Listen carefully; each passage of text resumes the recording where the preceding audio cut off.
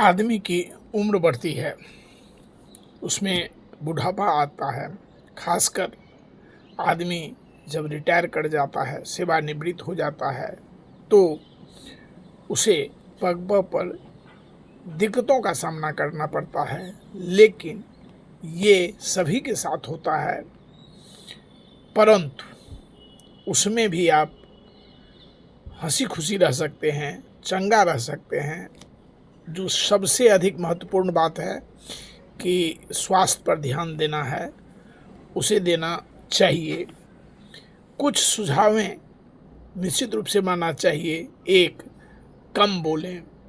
दूसरा, 2 व्रत निश्चित रूप से करें, मौन व्रत और उपवास। मौन व्रत से मतलब ये है कि कम से कम बोलें। उपवास से मतलब ये है कि आप पूरी उपवास नहीं रखें, लेकिन उतना ही खाए जो आसानी से पच सके।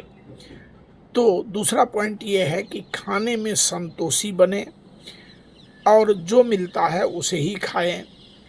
तीसरी बात, भगवत भजन में अपना समय लगाएं। उसमें भी परिवार में बहुत सारी बाधाएं आ सकती है, लेकिन आप अपने इस आदत को नहीं छोड़ें।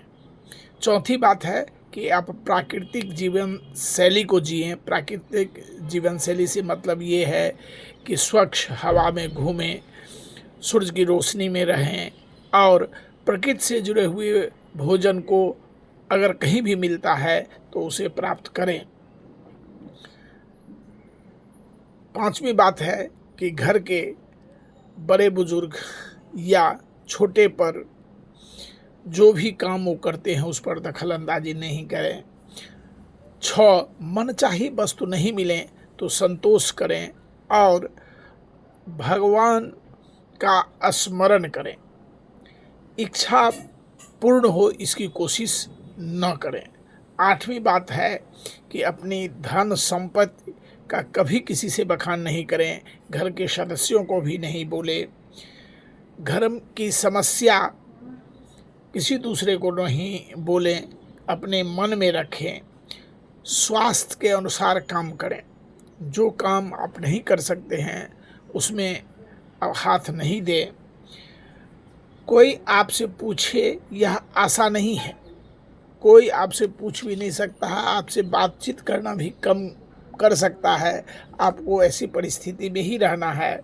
आप ये मान के चलें कि खाली हाथ आए थे और खाली हाथ जाएंगे। अतः भगवान का भजन करना इस अवस्था में बहुत ही महत्वपूर्ण है। धन्यवाद। जीवानंद।